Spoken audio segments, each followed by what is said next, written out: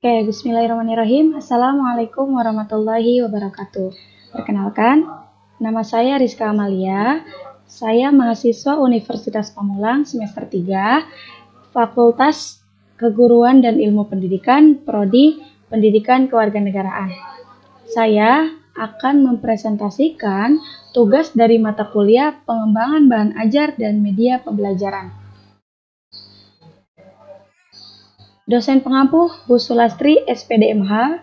Kelas yang saya akan presentasi adalah kelas 9, materi memahami ketentuan tentang bentuk dan kedaulatan negara sesuai Undang-Undang Dasar Negara Republik Indonesia tahun 1945. Rumusan tujuan pembelajaran dari KD. Audiens siswa. Condition. Setelah mendengarkan penjelasan guru tentang materi ketentuan bentuk dan kedaulatan negara sesuai Undang-Undang Dasar Negara. Behavior. Menjelaskan. Degree. Pentingnya mengetahui tentang materi ketentuan bentuk dan kedaulatan negara sesuai dengan Undang-Undang Dasar Negara. CABD. Setelah mendengarkan penjelasan guru tentang materi ketentuan bentuk dan kedaulatan negara sesuai Undang-Undang Dasar Negara, siswa mampu menjelaskan pentingnya mengetahui tentang materi ketentuan bentuk dan kedaulatan negara sesuai dengan Undang-Undang Dasar Negara. Kompetensi dasar. KD 3.3. Memahami ketentuan tentang bentuk dan kedaulatan negara sesuai Undang-Undang Dasar Negara Republik Indonesia tahun 1945. IPK 3.2.1. Memahami hakikat kedaulatan negara. 3.2.2. Menjelaskan bentuk dan prinsip kedaulatan negara Republik Indonesia. 3.3.3. Menganalisis dinamika perwujudan kedaulatan negara Republik Indonesia. Tujuan pembelajaran. Siswa mampu memahami hakikat kedaulatan negara. Siswa mampu menjelaskan bentuk dan prinsip kedaulatan negara Republik Indonesia. Siswa mampu menganalisis dinamika perwujudan kedaulatan negara Republik Indonesia. Materi pembelajaran. Materi pembelajaran pada bab ini meliputi hakikat kedaulatan dan teori, pengertian kedaulatan, teori kedaulatan, bentuk dan prinsip kedaulatan negara Republik Indonesia, dinamika perwujudan kedaulatan negara Republik Indonesia, perkembangan demokrasi di Indonesia, perkembangan sistem pemerintahan di negara Republik Indonesia, lembaga-lembaga negara. Hakikat kedaulatan dan teori. Kata kedaulatan berasal dari bahasa Arab, yaitu daulah, yang artinya kekuasaan tertinggi. Pengertian kedaulatan itu sendiri adalah kekuasaan yang tertinggi untuk membuat undang-undang dan melaksanakannya dengan semua cara yang tersedia. Kedaulatan rakyat membawa konsekuensi bahwa rakyat adalah pemegang kekuasaan tertinggi dalam kehidupan bermasyarakat dan bernegara. Kedaulatan rakyat berarti juga pemerintah mendapatkan mandatnya dari rakyat, oleh rakyat, dan untuk rakyat. Pemerintah oleh rakyat mengandung pengertian bahwa pemerintah yang ada diselenggarakan dan dilakukan oleh rakyat itu sendiri. Gaya pemerintahan seperti ini disebut dengan demokrasi. Demokrasi adalah pemerintahan dari, oleh, dan untuk rakyat. Keterlibatan rakyat dalam membentuk pemerintahan sebagai wujud pelaksanaan kedaulatan rakyat dilaksanakan melalui pilihan umum. Pelaksanaan prinsip kedaulatan rakyat dapat dilakukan melalui demokrasi langsung dan demokrasi perwakilan. Demokrasi langsung bercirikan rakyat mengambil bagian secara pribadi dalam tindakan-tindakan dan pemberian suara untuk membahas serta mengesahkan undang-undang. Dalam demokrasi perwakilan, rakyat memilih warga lainnya sebagai yang duduk di lembaga perwakilan untuk membahas dan mengesahkan undang-undang. Teori kedaulatan Tuhan. Teori ini mengajarkan bahwa negara dan pemerintah mendapat kekuasaan tertinggi dari Tuhan sebagai asal segala sesuatu. Teori kedaulatan raja.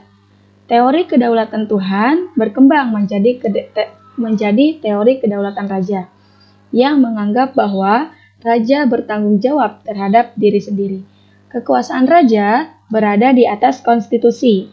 Seorang raja bahkan tidak perlu menaati hukum moral agama.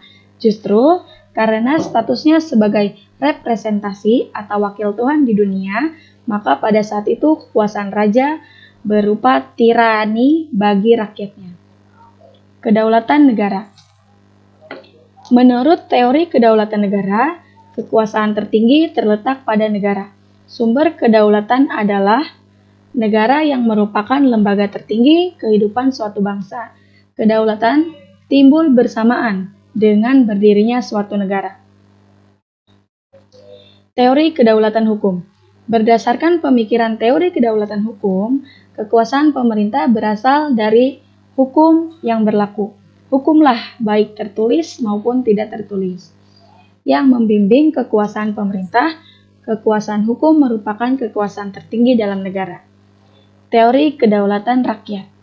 Teori kedaulatan rakyat beranggapan bahwa rakyat merupakan kesatuan yang dibentuk oleh suatu perjanjian masyarakat.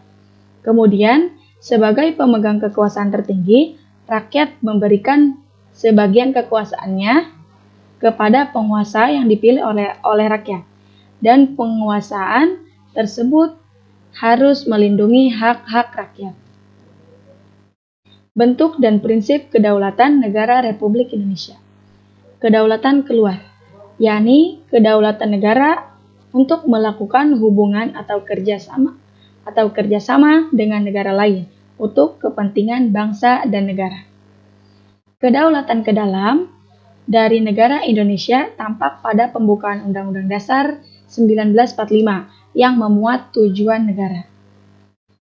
Undang-Undang 1945 Pasal 1 Ayat 2 yang berbunyi, kedaulatan berada di tangan rakyat dan dilaksanakan menurut Undang-Undang Dasar.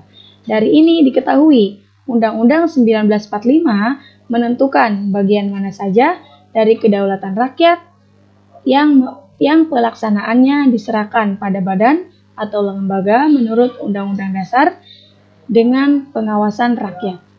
Undang-Undang 1945 turut mengatur wewenang, tugas, dan fungsi badan pelaksanaan kedaulatan tersebut. Sementara bagi rakyat, mereka melakukan pengawasan, baik langsung atau tidak langsung, lewat lembaga yang dipilih atau dibentuk suatu amanat rakyat.